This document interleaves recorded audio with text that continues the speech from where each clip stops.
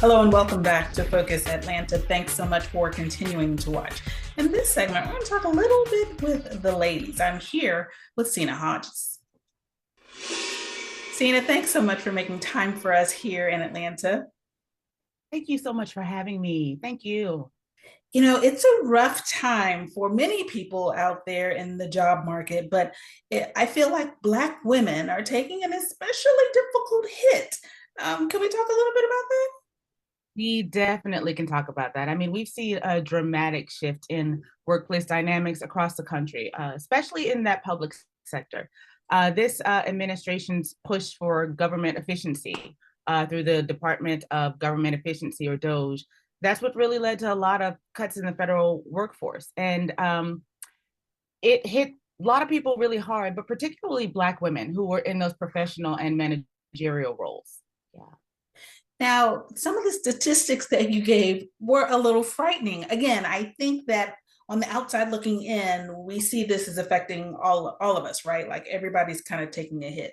But the numbers are kind of startling when it comes to Black women. Absolutely. According to some of this labor data, almost 300,000 Black women lost their jobs just between February and March of 2025. That's a 1 month period. And that's an astonishing number in such a short window. And alone, it represented one of the largest single month employment drops for any demographic group this year. So now the question is, what can we do? It seems like all the power has been taken away, right? Like we don't really have any way to help ourselves to some extent. Are you giving tips? Are you giving suggestions? Absolutely. One of the things I think is so important, Keisha, is for us to, as we seek solutions, we really have to dig into the why first, right? Because when we start proposing solutions, what are we solving for? Because a lot of time our indication is to solve to make us feel comfortable. And solving to make us feel comfortable is usually not something that works for everybody. It just makes us feel better in the moment, especially if we're leaders and managers. So what we have to do is we have to name and recognize that Black women bore the brunt of the losses, right? We also have to recognize that a lot of these jobs were in places like Health and Human Services, HUD, Department of Education. And those are the places where people, when it's time to cut, those are the places that often get cut first. So that recognition is a really critical piece of that.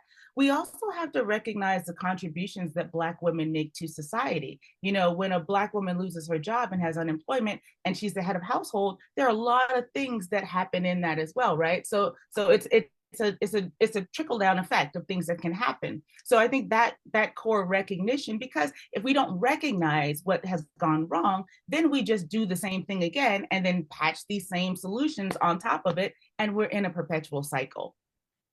We have to recognize what our own locus of control is, right? Because there are some things that we have to be honest that are beyond our purview and things that we won't have access to.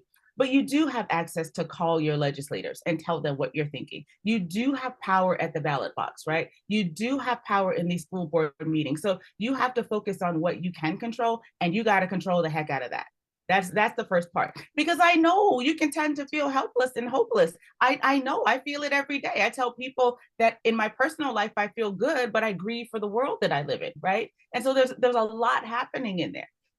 Thank you so much. Now, when we don't have you right in our back pocket, is there a place that we can go on the web to maybe get some tips, learn more, place ourselves in a position of success?